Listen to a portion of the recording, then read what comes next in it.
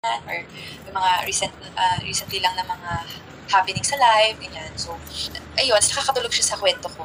Tapos na-realize namin na ako makwento ko siya nakikinig lang. Tapos, hindi ako matanong. Kapag kunyari, siya magtatanong siya, like yung tatanong niya, maayos, ganyan. Paano ko yung ganito, ganyan. Tapos, sabi niya, ikaw wala kang tanong. Sabi ko, nagtatanong naman ako. Tapos, may naitanong ko, kunyari, sabi ko, labo, kung tama ba ako, labo pa rin ako, ganyan. Tapos sabi niya, yan, ganyan ka magtanong. Ang hirap ng tanong mo, sabi niya, ganyan. Kasi yung tanong ko, yung tanong ko, may tamang sagot. Diba? Gets niyo ba? Yung parang, syempre kailangan tama yung sagot niya, mag-inis ako, ganon. Pero ano lang yan, biroan lang namin. Ganon. Yes, madami talaga, actually. Ako din, alam mo, nung partner ko siya, si Ella, naging partner ko siya, parang, dami ko natututunan sa kanya. Sa totoo lang.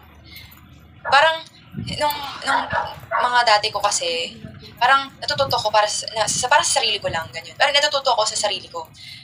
Tapos, natututo rin ako naman sa sarili ko. Then, natuturuan niya rin ako. Siguro nga kasi vocal kami sa isa't isa. And, sasabihan niya ako, ganyan-ganyan. Tapos, meron pala ako i-share ko sa inyo to. Isa sa mga ganap namin sa Japan. So, magkasama kami to nila Ate Gia na magkakasama kami. So, nasa train kami, ganyan. Tapos, nandun kami, hindi kami magkakatabing apat. So, magkatapat, ganyan. So, parang nag-share ko, ganyan-ganyan. So, hindi ko naman siya rin detalya kasi medyo private na yun. Pinakwento ko yung umiyak ako sa Japan. Tapos yun, so medyo private na yung pinag-usapan namin. Pero yun nga, pinag-usapan na ganyan-ganyan. Tapos sabi ko, naiyak na ako, ganun-ganun. Kasi bigla talaga ako naiyak kasi nakwento ko siya. Pero parang, nung nakwento ko siya, bigla talaga ako naiyak. As in, parang may kirot sa heart ko na, parang na-hurt ako, ganyan. So parang iyak ako. Pero nakakatawa kasi, naiyak ako. Kasi nandun sila, Ate Gia, ganyan-ganyan. So habang naiyak ako, tumatawa ako. Kasi nga, ayoko